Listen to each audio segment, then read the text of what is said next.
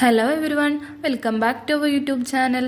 ഇന്ന് നമ്മൾ ഡിസ്കസ് ചെയ്യാൻ പോകുന്നത് 7th സ്റ്റാൻഡേർഡിലെ ഇമാജിനേഷൻ എന്ന് പറഞ്ഞ രണ്ടാമത്തെ യൂണിറ്റിലെ എ ഡോൾസ് ജേർണി എന്ന് പറഞ്ഞൊരു ചാപ്റ്ററാണ്.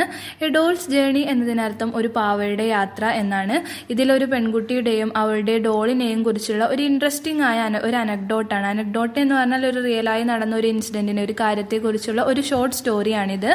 ജർമ്മൻ റൈറ്ററായ ഫ്രാൻസ് കാഫ്ക എന്ന് പറഞ്ഞ ആൾക്ക് ഈ ഒരു കഥയിൽ ഒരു മേജർ റോളുണ്ട്.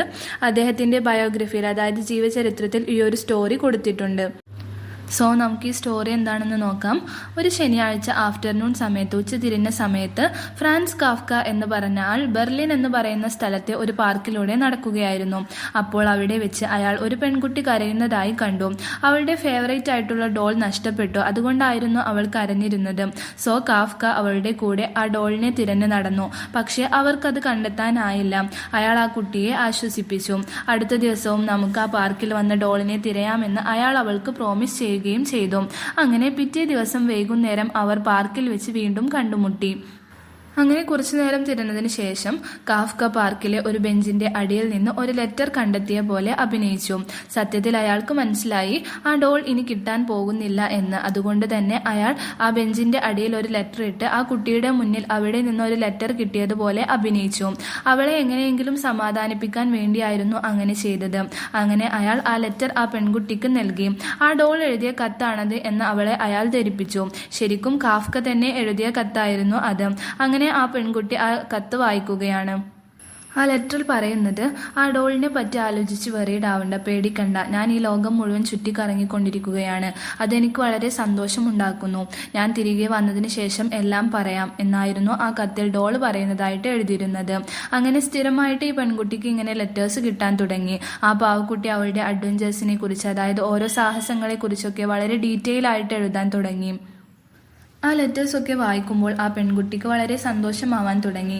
അങ്ങനെ കുറച്ചു കാലം പോയി. പക്ഷേ കാഫ്കക്ക് തോന്നി ഓരോ ദിവസം കടന്നു പോകുന്തോറും അവൾക്ക് വിഷമമാവുന്നുണ്ട് എന്ന്.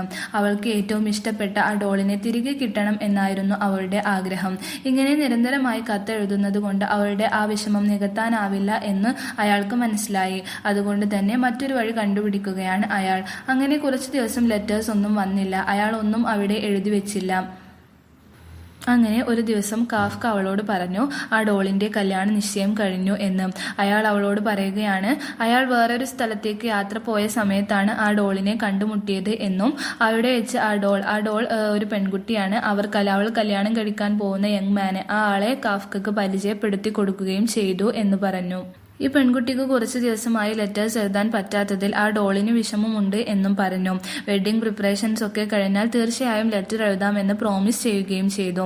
അങ്ങനെ ഇതൊക്കെ കേട്ടപ്പോൾ അവൾക്ക് ഭയങ്കര സന്തോഷമായി. പക്ഷേ അവൾ ചിന്തിക്കുകയാണ്, എന്നാണ് ഇനി തനിക്ക് ആ ഡോളിനെ കാണാൻ സാധിക്കുക എന്ന്. അവിടെ ഈ ഷോർട്ട് സ്റ്റോറി എൻഡ് ചെയ്യുകയാണ്. ഇതാണ് എ ഡോൾസ് ജേർണി എന്ന് പറയുന്ന ഒരു സ്റ്റോറി. ഇതിലൊരു കുട്ടിയുടെ ഓരോ ഇമാജിനേഷൻസ് ആണ്. അതായത് ഇമാജിനേഷൻ എന്ന് പറഞ്ഞാൽ ഭാവനകൾ, ഓരോ സങ്കല്പങ്ങൾ, അതിനെയൊക്കെ കുറിച്ചാണ് ഈ ഒരു സ്റ്റോറിയിൽ പറയുന്നത്. കാഫ്ക വഴി അവളുടെ മനസ്സിൽ ആ ഡോളിന്റെ വേറൊരു ഇമേജ് ക്രിയേറ്റ് ചെയ്യപ്പെടുകയാണ്. സോ ഇമാജിനേഷൻസിന്റെ ഇമ്പോർട്ടൻസിനെ കുറിച്ചാണ് ഈ ഒരു സ്റ്റോറി കൊണ്ട് ഉദ്ദേശിക്കുന്നത്. നിങ്ങൾക്കെല്ലാവർക്കും ഈ സ്റ്റോറി മനസ്സിലായി എന്ന് വിചാരിക്കുന്നു.